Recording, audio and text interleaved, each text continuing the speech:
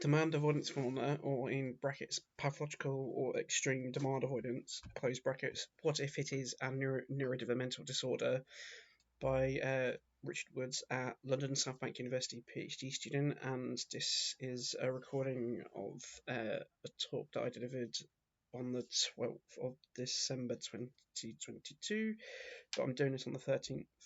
So, a bit about me. I have some conflicts of interest. I'm not going to read. You can just pause the slide the video if you want to read the slide.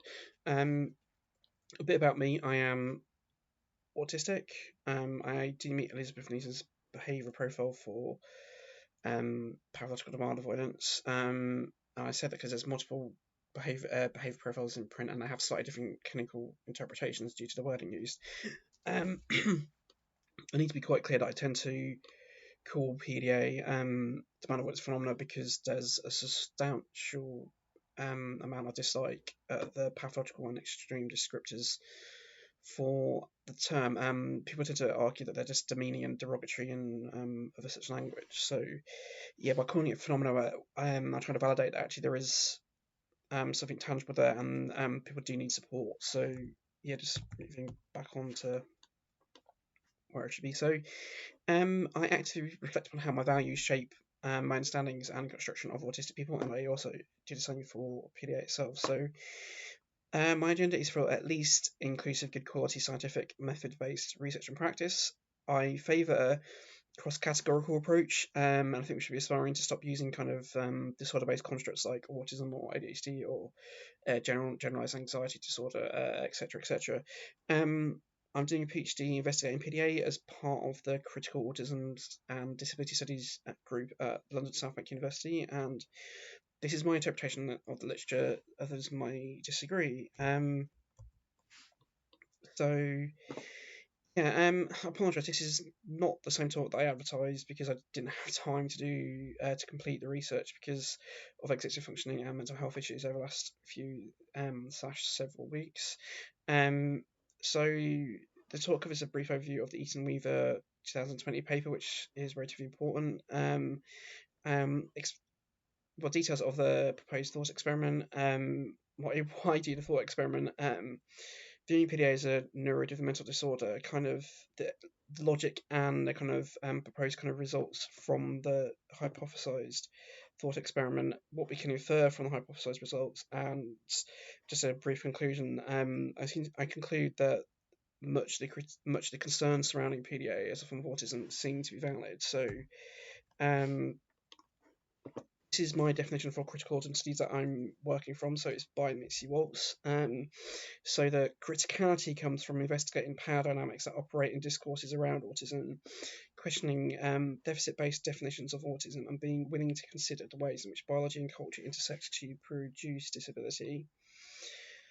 So a bit about the Eaton Weaver 2020 paper. So they carried out a post hoc analysis of 351 assessments of children and young persons assessed at Eaton's private clinic. They found statistically significant differences in scores in the Module 3 of the Autism Diagnostic Observation Schedule 2, so that's a second version of the ADOS, between autistic children and persons with and without PDA.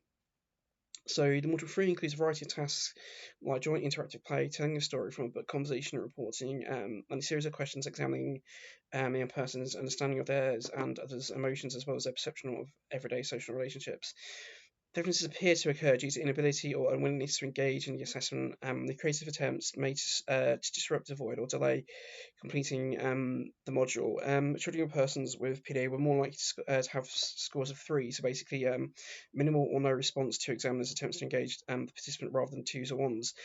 I'll talk more about the ADOS later in a bit more detail, but I'm just referring to kind of description of Eaton Weaver paper by the PDA Society, which 2022. So this is a document that PDA Society have produced to try and harmonise kind of clinical practice on PDA. What they've done is they basically asked 12 clinicians their views on how PDA should be diagnosed, and the producers report it's not scientific. It's basically opinions of these 12 clinicians. 11 of them are based in private practice, and these 12 were invited by the PDA Society to contribute. So it's also worth noting that a recent systematic review said that this document by PDA, well, they said it's difficult to produce guidance, which is what the PDA Society have tried to do. I'd point out that what the PDA Society produces is not good practice, because basically arbiters of clinical practice in the UK, like the National Institute for Clinical Excellence, well, Clinical and Health Excellence, NICE, they have not done something similar. The Royal College of Psychiatry have not done something similar, and neither have the British Psychological Society done anything similar. So that kind of tells you that this document's on pretty dodgy ground. So moving on. So PDA was in diagnosing those that Eaton's clinic believe are autistic, and that the private clinic is known for its interest in PDA, which views it as kind of a profile of autism. The data was collected and the diagnoses were made by a multidisciplinary team, which including a clinical psychologist. I should point out that at least the ADOS assessment was conducted by 2 persons at the clinic. So the post-hoc data analysis was conducted by Eaton Weaver. It is unclear, but it seems that Eaton was involved in a multidisciplinary team, as they are a clinical psychologist. So there seems to be a substantial risk of bias present in this research. So this is the diagnostic groups that they came up with and the kind of numbers and percentages. So they had about 41 or 145 children and persons diagnosed with autism and no PDA, about 111 diagnosed with autism and PDA, or about 32% of the sum of the data corpus, of the data set. So and they had like another group that were either autistic or had PDA, so about 95 or 27%. So what the thought experiment is a hypothetical replication of Eaton and Weaver. So basically it's almost identical except for some slight differences. So same referral pattern of 351 assessments over a 2-year time period, using the same tools, same reasonable adjustments to allow an adult assessment to happen. Differences are that data is collected by one team with no knowledge of PDA, and diagnoses were made by blind independent multidisciplinary assessment team. So the person was diagnosed for being autistic due to conformance to accepted and standard DSM-5 autism criteria, not due to expressive features of PDA. And that PDA is a neurodevelopmental disorder that's independent of autism. So the purpose of these changes is to try and reduce the bias present, or at least a possible bias present. So yeah, and I mean by this is that the DSM-5 criteria for autism are being rigidly applied in thought experiments. So this is a quote from Julian's book. So professionals and teams working with children need to become aware of ways in which girls can master the difficulties and need to move away from using DSM as a Bible. States that someone does not fulfill criteria when these criteria are based upon a male presentation of disorder is short-sighted and extreme. So not doing this, and I have good reasons for kind of doing that. So again, a person would not be viewed as being autistic in this thought experiment due to expressing these kind of features. So that's kind of anxiety, demand avoidance, fantasy and role playing, doing harassment, bullying, stealing, lying, stalking, etc. Impulsiveness, obsessive behaviour, rapid mood changes, and socially strategic or manipulative behaviour. So I'm equating social strategic behaviour to manipulative behaviour, because if something is done strategically, it's done as part of a strategy, so it's done as part of a plan. So it's kind of deliberately done. It's done with intent, and that's kind of important when we get onto later factors. So, in my previous talk for Disability Research Forum in December 2021, I described how autistic persons are suffering greatly due to lack of support from non-autistic society and stigma and prejudice. There's a lack of debate if we want to have PDA traits to be associated with autism, to be used to diagnose autism, like either in part or entirety. And by we, I mean, I'm referring to autistic people themselves, but also broader autism community. So do we want features like harassment, bullying, and stealing, lying, and stalking, section to be associated with autism? So this is a tweet that I did on the topic. I accept that this is just a tweet. It's not a Twitter poll. It's not research, and it's obviously going to be biased due to the wording and my Twitter followers. So had 274 responses, and I asked, do we want to have kind of harassment, stealing, targeting, blaming others, etc., to be viewed as autism features to be used to diagnose autism? And just under 79% of people said no. I would say it's pretty emphatic, and I would say it probably would be replicated if it was put to a formal kind of research. So Yeah, it's the saying that the person is autistic due to DSM-5 autism criteria. So the PDA Society claim that PDA is part of the autism spectrum because autism has been expanded to include PDA. Um, I would say that well, the literature does say that PDA features are seen throughout the entire autistic population, but just because some features are present in the autistic population does not mean that those features are um, representative of autism itself as a diagnostic construct. And we know that a lot of autistic people have a high rates of co-occurring difficulties like ADHD, kind of anxiety issues, obsessive compulsive disorder, etc., etc. So it's problematic just automatically assuming that PDA features must be autistic features because they present in autistic people. Um, Also, it's been noted that PDA is different from typical, and I'm putting in accepted autism understandings, i.e., like DSM-5, and that the problem with a lot of the problems with right all attempts to kind of divide autism both like through biomarker and behavioural methods have failed to produce differences. So all attempts to kind of create valid subgroups or subtypes or separate kind of autism spectrum disorders have failed. What this means is that if PDA is different from kind of typical or classic or accepted autism standard understandings, it means that PDA is not autism. So the PDA Society says that PDA should be diagnosed as part of specifying individuals' characteristics. The problem that is if you follow DSM-5, it specifies a use to denote co-occurring difficulties like intellectual or learning disabilities or anxiety, so i.e. non-autism features. Also, the ADOS, both the first and second versions, are not designed to assess for PDA features. And I know this because I literally asked the publisher. So I have it in an email stating that it's not designed to help a clinician assess for PDA. And I know that it's not because I know Elm's literally stated in her PhD thesis that the ADOS 1 is not designed to assess for PDA. So she created around 30 ADOS 1 items to assess for PDA. And she did this because the ADOS items are not designed to assess for PDA features. This goes on to if the PDA features were representative of autism features, the ADOS would already assess for them. The fact that it doesn't tells you that PDA, again, is not autism. And some have claimed that autism has expanded too far, and this is before we start getting into assuming that PDA is part of the autism spectrum. So the point here is that this claim that PDA, the claim that autism has expanded to include PDA, that's contested. That's not universally accepted.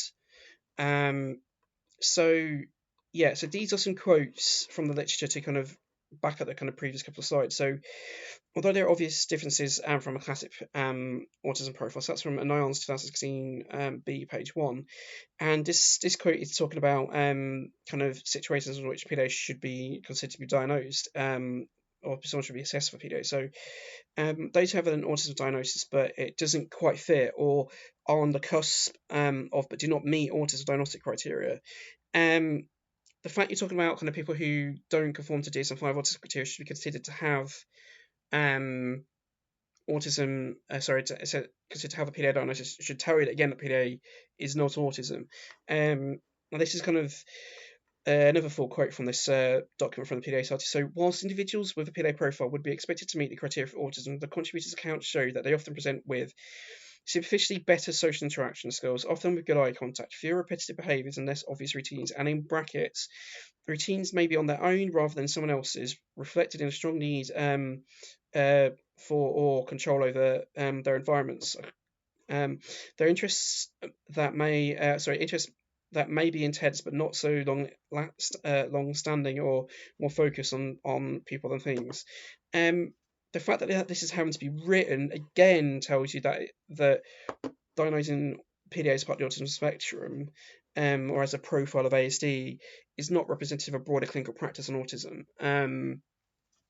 So kind of moving on to, so the comparative studies between the DSM-5 autism criteria versus the DSM-4 subtype. So and I'm referring to the American Diagnostic Manual.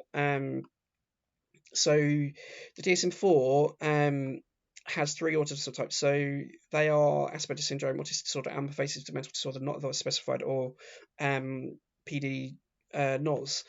So what comparison studies between the DSM-5 autism criteria versus these 3 subtypes criteria have found is that there's a roughly around a 33% drop-off rate. So that means that there's 33% less people being diagnosed compared to the DSM-4 autism subtypes, and this particularly affects those with Asperger's syndrome or PDD NOS.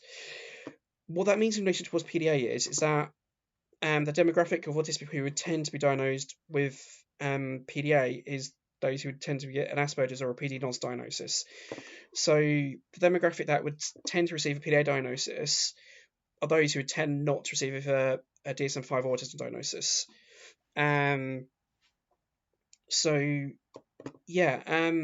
So why should we do distortion experiments? So again, there's no consensus over how to diagnose autism in the UK or how to diagnose PDA in the UK. So the reason I'm saying this is the Eaton Weaver position on PDA is not representative of broader evidence, opinion, or kind of clinical practice. So, but also if you stop to consider it, PDA is essentially already viewed as a neurodevelopmental disorder. So and also Elizabeth Newton, when she was kind of doing her research in clinical practice on PDA, she viewed it to be a pervasive mental disorder, but that PDA is different to and separate from autism, and that PDA is not autism. She quite clearly states this in her 2003 article and in the clinical and in the complementary notes. So what this does is it allows us to kind of question what if Newton's views are kind of respected, that you don't view PDA as part as a profile of autism, but also beyond that, some people have been diagnosed in PDA as a standalone diagnosis, so it allows us to kind of respect the clinical need from those diagnoses for PDA to be diagnosed as a separate construct. But it also allows us to interrogate the potential effects of bias in the Eaton Weaver paper and to interrogate how PDA interacts with the adults both 1 and 2. So before we start, we need to consider how is a disorder kind of defined. So the DSM-5 gives us this definition. So a mental disorder is a syndrome characterized by clinical significant disturbance in an individual's cognition, emotional regulation, or behavior that reflects a dysfunction in their psychological, biological, or developmental processes underlying mental functioning.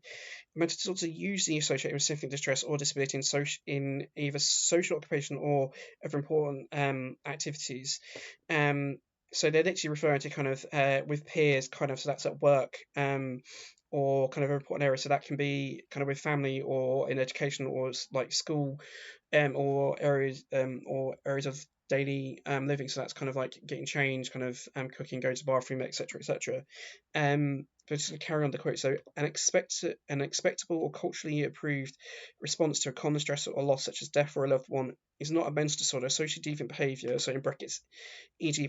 political, religious, or sexual, kind of close brackets, and conflicts that are primarily between an individual and society are not mental disorders unless the deviance of conflict results from a dysfunction in the individual or described above. When you stop to consider what PDA is and descriptions around it, it is associated with a specific amount of stress, so mainly anxiety, but considering it's literally avoidance of demands to do stuff, so it's kind of engaged either with stuff at school or at home, it quite clearly, and also you consider one of the traits is rapid mood changes, and impulsivity. So this is kind of issues kind of emotional regulation and or behaviour. It intrinsically meets definition for a disorder, even if you're taking a transactional view to PDA, which I do. But what does neurodevelopmental disorder look like? So there are a chapter in the DSM-5, and it contains stuff like ADHD, autism, intellectual disability, stuff like generalized. It has this dyspraxia, but I've just forgotten what the DSM-5 calls it. They're often kind of neurodevelopmental disorders kind of co-occur together, and that specifies often used to denote co-occurring conditions. So if you consider the autism, as previously stated, it specifies allow you to kind of say if it's got ADHD or intellectual disability, etc., etc. The features of a neurodevelopmental disorder often present before school age, but they can change as a child develops and matures. So yeah, the features are often described as deficits, and that they often can affect multiple settings of functioning. So they can affect stuff like school or being at home with family or with peers. So, but also sometimes they can the features can appear in excess. So for example, autism is described as having restrictive repetitive behaviours and interests. So for the thought experiment, PDA should be heterogeneous and present from early infancy, and the features can present in social and other settings, and adversely affect a person. So Phil Christie used these definitions to, which are based from Newson's definitions for how she originally viewed PDA. So he uses this to argue that PDA must go in the autism spectrum. I have problems with these definitions. I have a separate kind of video detailing the problems with these definitions and the problems with them related towards the PDA. So I'm just going to read it out. So pervasive suggests that the effects can be seen in all of a child's development. Developmental means that the disorder is present at birth and gradually becomes apparent during the course of development, and disorder implies more than straightforward delay. This is the algorithm that Eaton Weaver kind of developed in their paper. So this recorded as part of a child's developmental history as follows. Demand avoidance has been present since early infancy and presented across context and time. The features of demand avoidance were noted in a child during the assessment process, and the avoidance was pervasive and often seen illogical or perverse. E.g., a child may be unable to eat when hungry, and the avoidance was not limited to specific context or activity or activity-specific context, so like school. This algorithm was partly derived from the clinical opinion of Eaton Weaver. So this is a diagram from Newson et al. 2003, and this is basically Newson describing how she conceptualized the pervasive mental disorders and how she thought PDA should be described. So she quite clearly has the autism spectrum over here with Asperger's syndrome and autistic disorder over here. She's quite clearly got PDA by itself over here, and it's not based on childhood impairment because that is based on childhood impairment.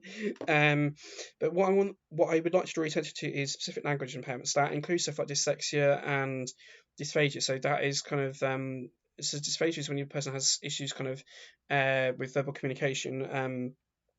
And dyslexia is obviously issues with kind of reading and writing. Specific language impairments, they do not have restrictive repetitive behaviours and interests. So that tells us that that PDA does not need to have restrictive repetitive behaviours and interests. So, but if you consider Christie's and Eaton Weaver's kind of algorithms and kind of definitions, they do not require PDA to have either restrictive repetitive behaviours and interests or social communication issues. So also the PDA Society claims that PDA has different strategies to autism, and that matters in a moment because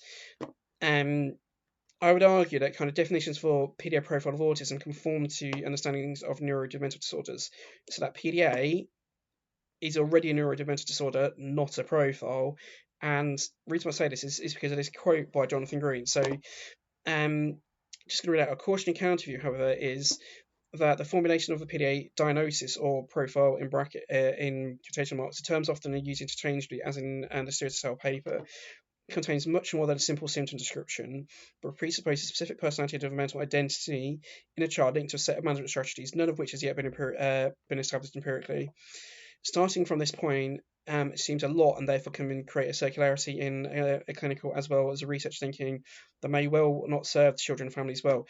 I think this quote is valid, because I should be quite clear that while I think that PDA profile is basically a neurodevelopmental disorder, I do not intrinsically view PDA to be a neurodevelopmental disorder. And if you engage my broader work, that should be quite clear that I am not taking that view. But moving on, so building PDA as a neurodevelopmental disorder. So the Royal College of Psychiatry, when it describes PDA, it describes it as a social. It describes it without having any social communication issues. In Burney et al. 2020. So it's also worth pointing out that if you look at the diagnostic threshold for ADHD, which is a neurodevelopmental disorder, its features only need to be present in two settings in order to meet clinical thresholds. So it only, for example, needs to present in kind of at school and with peers. So what it tells us is that you can model PDA as a neurodevelopmental disorder without it being pervasive. So what that means is it's arbitrary to view PDA as being pervasive even as a neurodevelopmental disorder. And I'm going to be working with what I call a Core 5 anxiety-based traits of PDA, which are restrictive repetitive behaviours and interests. So this is comfortable role playing, pretending, kind of continues to resist and avoid ordinary demands of life. Kind of that just means rapid mood changes and being impulsive, led by need for control. Obsessive behaviour, which means obsessive demand avoidance, and a minority of behaviours often can be focused on other people, and then they use strategies of avoidance that are essentially socially manipulative. So what you can do is you can merge these 5 traits with the Eaton Weaver algorithm, and you should come up with something that looks like this. I expect that other people might describe this slightly differently. I've ignored one of the points, the Weaver algorithm, because it's contradicted by accounts that some of the PDA behaviours are done deliberately. But this is what I come up with. So avoidance features was pervasive, so i.e. was not limited to a specific activity or activities in a specific context, e.g. school. The interest features of demand avoidance were noted in child during the assessment process. That basically has comfortable role-playing pretending. Demand avoidance has been present since early infancy and presented across context and time. Rapid mood changes with impulsive being led from need for control, the obsessive behaviour described earlier, and strategies of avoidance are essentially social manipulative or strategic. So yeah, so I'm working with the underlying axiology for demand avoidance in PDA, for meeting kind of PDA diagnosis as described in Eaton Weaver. So moving on, so this is a diagram from the PDA Society. I have some issues with it, but it's useful for describing how when a person's stressed, they can often express certain kind of behaviours to try and have kind of demands put out of them when they're kind of expressing self-agency. So you got kind of lower end, you got kind of distraction excuses, procrastinating to kind of physically incapacitating themselves, kind of going into role-playing fantasy as a coping mechanism. So that's like disassociating to kind of full-on kind of panic. So that's kind of like threats of self-harming, threats of violence, actual violence, running away, etc. And then people can kind of skip these levels when they're kind of stressed or agitated. So due to kind of demands and stuff. So yeah, just moving on. So this is generic negative reinforcement cycle that's based on what's argued in the PDA literature.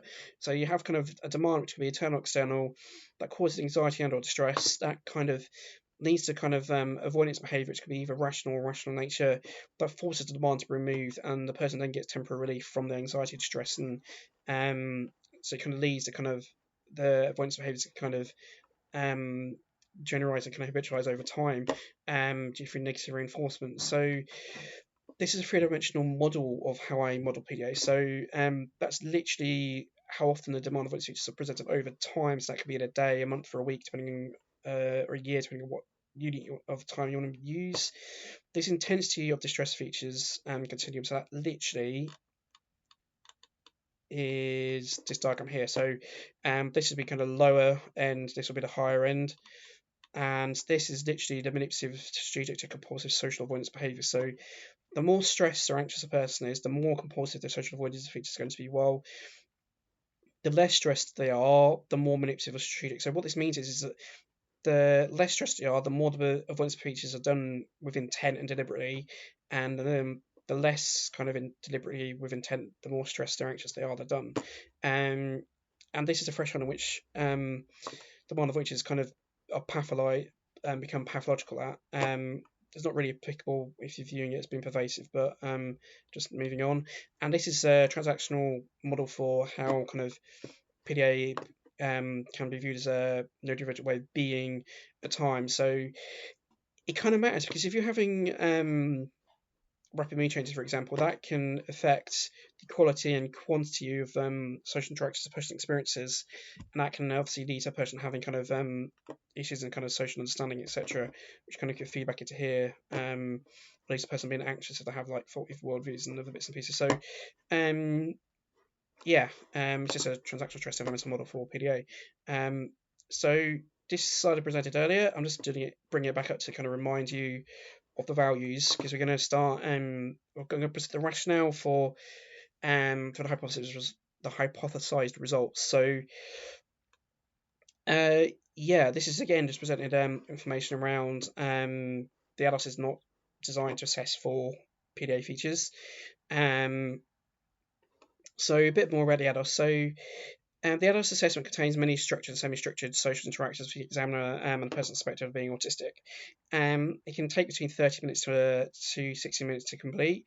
Eaton Weaver viewed demand avoidance as highly likely to be driven by anxiety, including a DAP from the ADOS assessment to co-regulate anxiety levels of the autistic children and persons suspected of having PDA. And this is important because they go to kind of a great length to kind of allow the person, the child young person, to be assessed for PDA, and that is a compliment I'm making here. So, but it matters in terms of the thought experiment, which I'll get onto soon. So, the ADOS assessment kind of places it places demands over an extended period of time to those suspected of PDA, and often those PDA can experience these demands as being intrusive and aversive. So, and this is kind of why I say that. So, Lisa Nyons conducted about 96 ADOS, attempted to conduct about 96 ADOS assessments as part of their PhD research, but 20% of them could not be completed. So this is what she kind of states on the topic. So of those case participants for whom tests could not be completed, 6 displayed avoidance to the extent that testing could not take place. Of these, 3 had extreme reactions like tantrums, outbursts, or physical violence, which also occurred in 3 participants who did complete the testing. 3 participants could not be tested due to extreme avoidance plus learning difficulties. Testing was suspended for 7 participants due to learning or concentration difficulties. A further 2 participants were excluded prior to analyses due to learning difficulties, and 2 asked to leave the session early on in the protocol. It should be quite clear that these ADOS assessments were basically done as part of a module 3 of the ADOS 1, so it's kind of equivalent to Eaton and Weaver kind of research. And this is a quote from the PDA document, stating that when an individual is particularly avoidant, it may be difficult or even impossible to complete standardized tools such as the ADOS, and the emphasis in bold is from the report, so that's not me adding it. So yeah, this is my description from the text in Eaton Weaver paper. I just don't have time to. Well, if I could quote it, it'd probably be really small on the slide. The clinical assessment for autism. So the triggering person expressed would go into tents or hide under tables. While conducting the assessment, the triggering persons would kind of use toys or teddies. Or they were kind of pretending, or the triggering persons pretending to be superior animals, and the triggering persons would provide various inventive or elaborate excuses, so repetitively asking questions or offering large amounts of information relating to prescribed interests or previous experiences. To an intense degree, some triggering persons knocked objects or tables, threw objects, or removed themselves, or assessment materials for the room. Rarely, children and persons threatens conditions with physical violence. Usually, after every attempts have failed. Children and persons have many methods, like ways in which clinicians were allowed to deliver requests. So, why I'm mentioning this is because as part of the kind of ADOS assessment, you're literally seeing these features being described, including that some people literally work their way through up into full-on kind of panic features. So yeah, moving on for the thought experiment. So what does it mean for the thought experiment? It means that the hypothesized assessment team are making reasonable adjustments to using the ADOS. However, they're not interested in PDA. They're not as motivated, unlikely to be motivated or experiencing working with no suspected of PDA as Eaton Weaver. So what that means is you're likely to have more children and persons with PDA, suspected of PDA, just not completing the assessment process compared to Eaton Weaver paper. So that will impact obviously the diagnosis made and stuff. So also we kind of rigidly sticking to the DSM-5 autism criteria in the thought experiment. So you'd like to have a 30% drop-off rate in autistic people with PDA. PDA features were presented from the autistic population, including at subclinical threshold for a PDA diagnosis. Again, assuming that PDA is a neurodevelopmental disorder. So I'm assuming that these subclinical kind of PDA traits are being used to make an autism diagnosis in those without PDA. In the kind of Eaton Weaver kind of paper, because so what this means is that you're likely to have a drop-off rate in autistic persons without PDA, but less than 33%. So these are reductions in the groups that I'm going to be applying. So it's like 37% in the children and persons with PDA, and about 15% in children and persons with PDA. Obviously, this is an estimation. Others might have different values. So this is what I come up with as estimated kind of results in the thought experiment. So for the hypothesized replication study, so about 123 cases of autism without PDA, so that's about 35% of the sample. Autism with PDA is about 70, so about 20%. And you have non-autistic people with, so this is the other group, so with no autism or no PDA, that's grown to about 121 or about 34%, and you have about 31 cases of non-autistic people with PDA, or about 11% of the overall 351 cases. So what does it mean? It means that PDA can be seen in autistic people, in children and persons, so I'm not disagreeing there. It means that PDA can be diagnosed separately from autism, is what we can infer. But also, as these conditions are not on the lookout for PDA features in the cases, and that's what I mean by they're not particularly motivated or they're not particularly interested in PDA. This 37 figure is likely an underestimation of non-autistic people, non-autistic children and persons with PDA. As the thought experiment uses essentially the same axiology and methodology as Eaton and Weaver, it means that basically the hypothesized data and results will be essentially similar to the Eaton and Weaver paper. So it means that we can it allows us to interrogate what's going on with the Eaton and Weaver paper and elsewhere. I should put out that the main difference would be that we have a bunch of false positives on the ADOS too, because we're scoring it the same as Eaton and Weaver paper in the thought experiment. So you'd have about 40 false positives from these non-autistic children persons on the ADOS too. So moving forward, so what we can infer as ADOS as a PDA tool.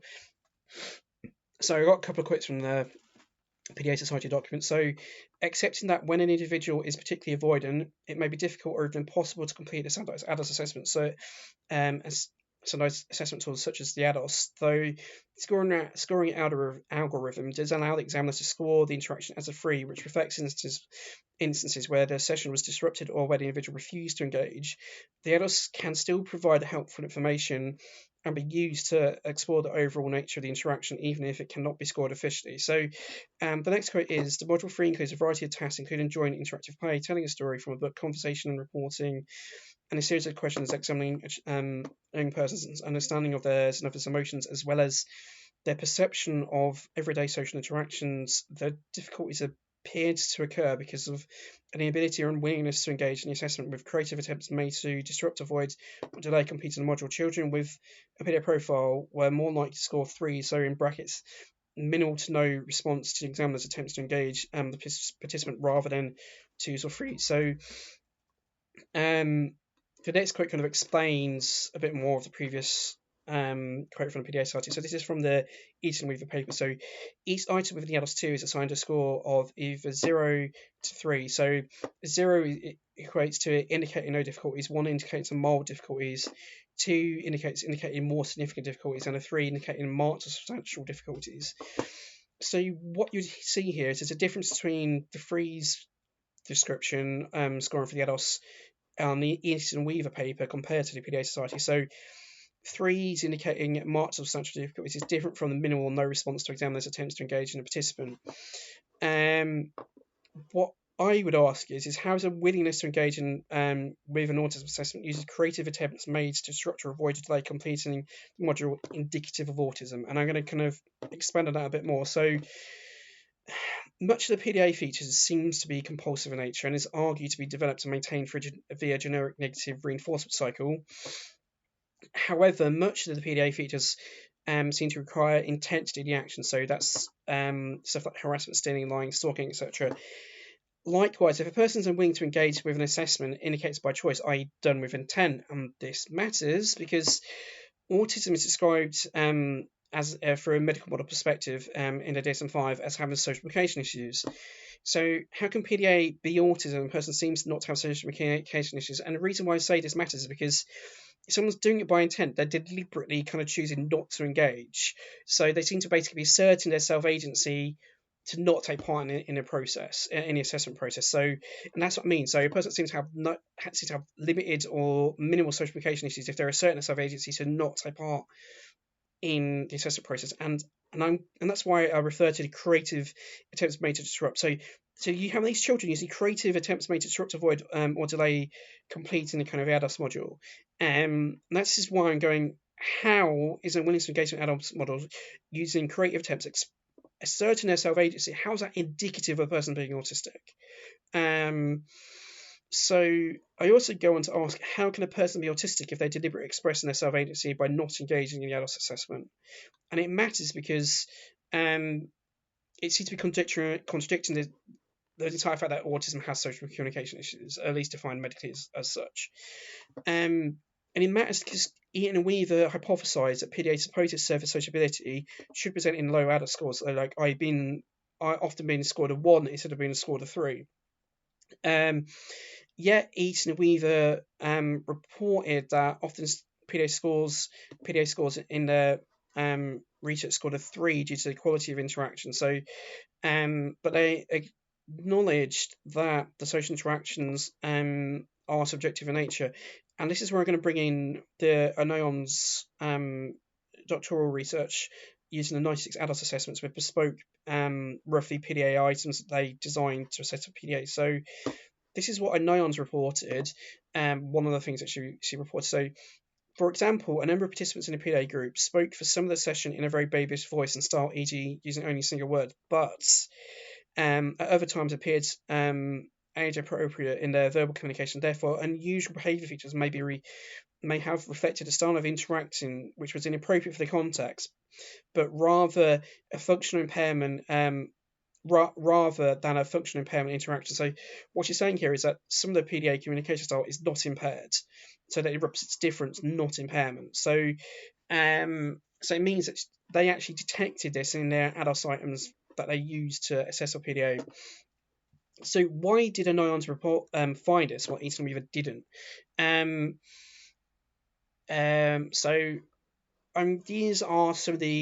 are examples of the PDA ADAS items developed by Anayon's in their PhD thesis. So this was a PDA one, but they removed it from their final set of PDA ADAS items because they viewed it as being too subjective.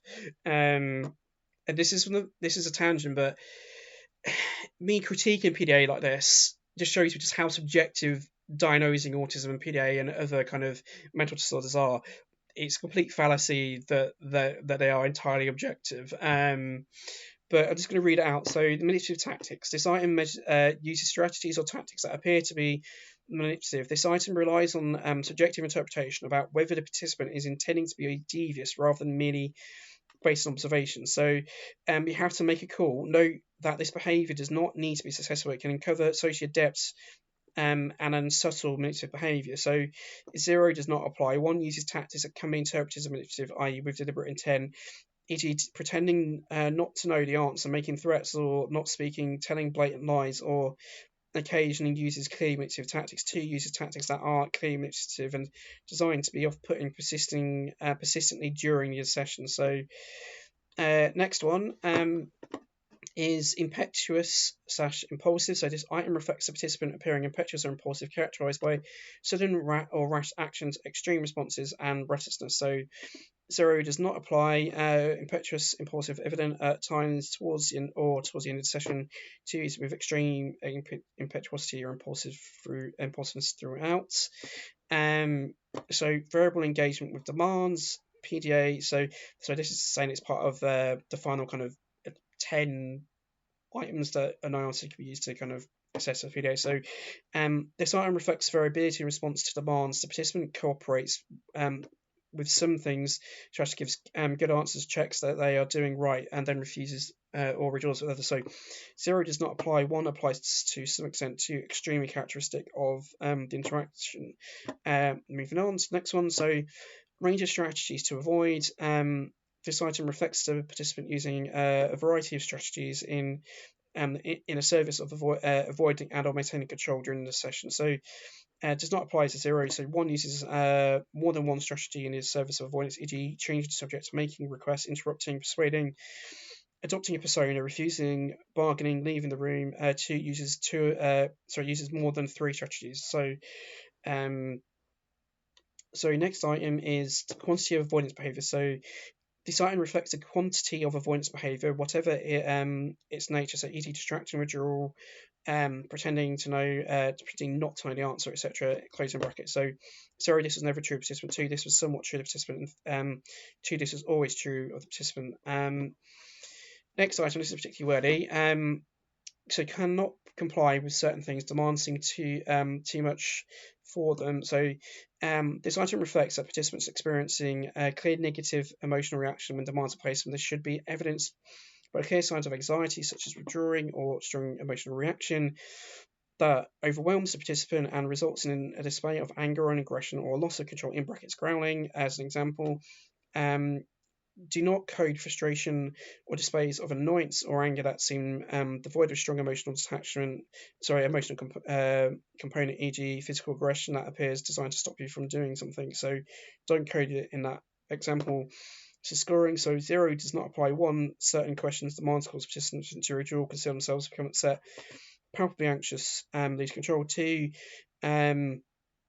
so much of the session causes participants to be unable to withdraw or conceal themselves, become upset, palpably anxious, or lose control. Or this does happen in an isolated instance. The effect the participant is potent, so quite marked, or substantially marked, I should say. I have a bit of issue with this one because it's telling you that you're expecting a person with PDA to be stressed, to be highly anxious, or probably to be highly anxious, during as part of the assessment, in order to kind of score this. But moving on to the next item, so this is uncooperative or not bothered. So the autism reflects a participant who appears to be aware of the demands and able to respond, but does not. This could be by way of overt refusal or by passiveness. So do not code where the participant seems disengaged, distracted due to severe autistic features such as restricted repetitive behaviors and interests. That emphasis is added by me. So scoring is 0, not at all. 1 gives occasional signs, 2 gives persistent signs. So the reason why I highlight this is because this is telling you again that PDA is not autism.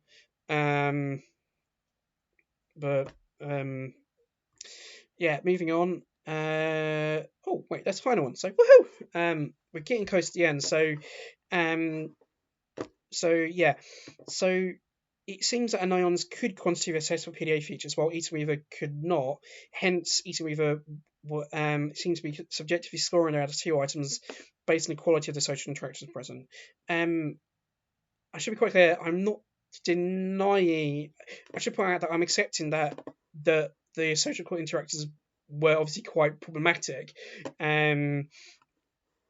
But I am disputing that they should be scoring them a 3. That's what I'm pointing out here. So yeah, the only reason someone would score a 3 on the ADOS 2 for PDA features is if one is assuming that PDA is a profile of autism or part of the autism spectrum.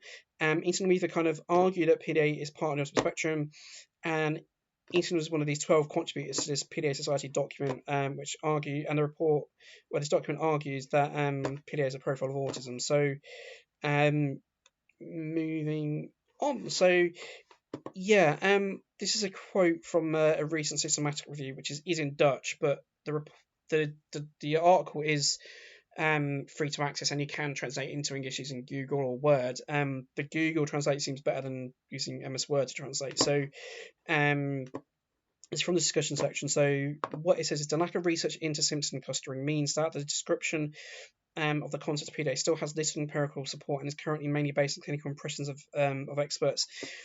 The high recognition factor that Newson cites as evidence for strong evidence of PDA as an entity subject to expectation and confirmation bias. So I'm asking, are the diagnoses and results described in Eaton Weaver due to the expectation or the confirmation bias that may be present in Eaton Weaver?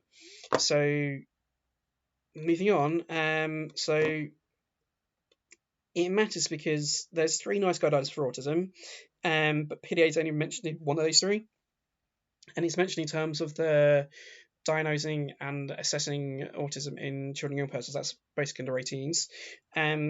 but this is what it says of PDA. So pathological demand avoidance, PDA has been described as a particular subgroup of autism with passive early onset, obsessive behaviours which are often focused on people, with superficial social skills. And here the most striking feature is a refusal to comply, and in brackets, excessive demand avoidance, even to events which a child wishes to do, so enjoys. And this oppositional behaviour can also be described as oppositional defiant disorder, and I put that brackets in me, and I would also put out that it describes the demand avoidance as being done kind of intent deliberately. So kind of mentioning where it kind of is. These are a couple more quotes on the topic. So this is from Gerald 2003. So from the author's descriptions, the impression is that these children are likely to have had co-occurrent developmental and psychiatric problems, varyingly include oppositional defiant disorder, that's just ADHD, or social anxiety disorder of childhood. So this is commenting on the Lucy and Taylor 2003 article, and this is from Green and Taylor 2018A. So it's the demand avoidant or resistant behaviour that is central to the pathological demand avoidance construct, a redescription of what is termed oppositional defiance disorder in people without autism spectrum disorder.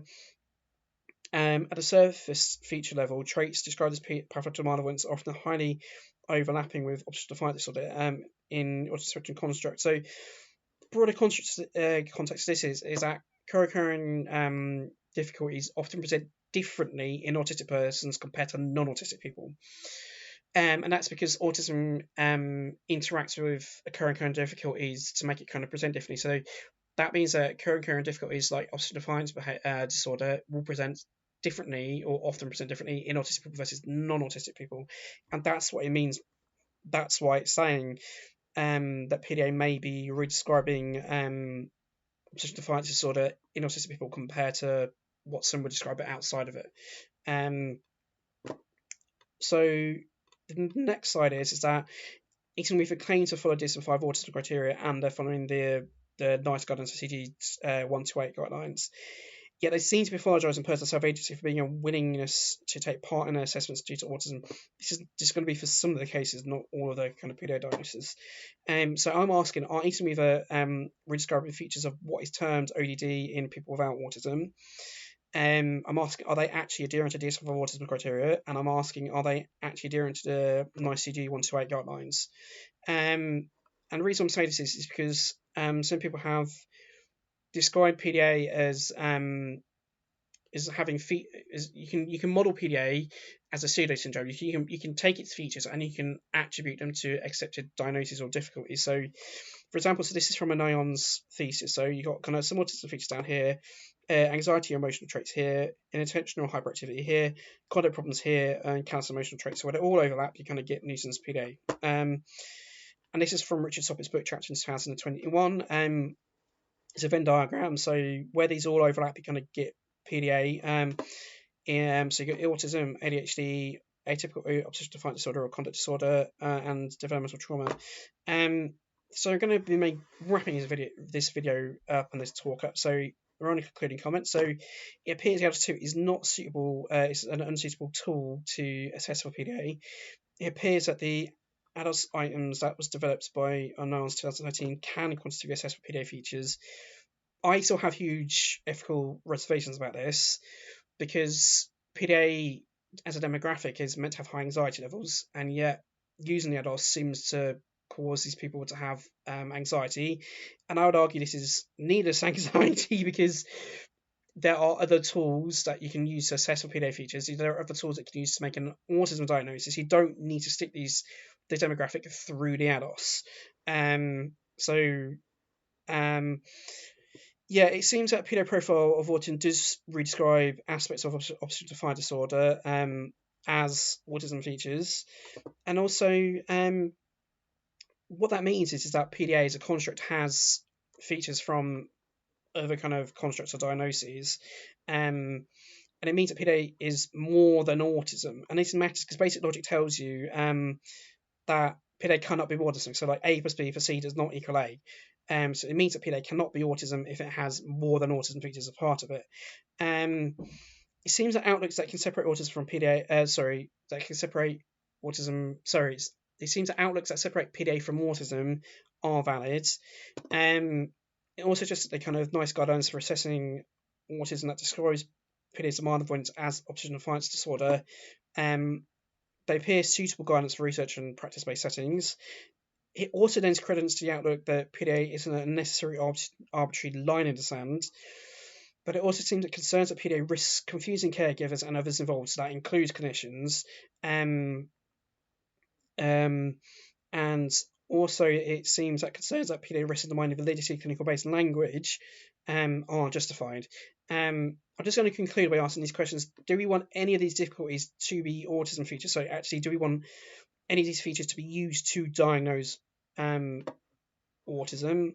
And also, do we want a person to be kind of viewed as being autistic due to refusing to take part in an autism assessment? I think these are kind of questions that should be worth asking. So these are just my contact details, so like my Twitter handle, email address, and risk-rated portfolio, which has a copy of these slides on. And these are the references. I'm not going to linger on these. So you can pause the video if you want to get note the references. So I'm just going to be on them for a few seconds each. This is the Dutch PDA systematic review. It is free to access, and you can translate into English if you want to. It's particularly scathing of the evidence base at the moment. And this is the second to last slide, and this is the final one. So thank you for watching this video and watching this talk. I hope you found it interesting, and I hope to see you in the next one. So yeah.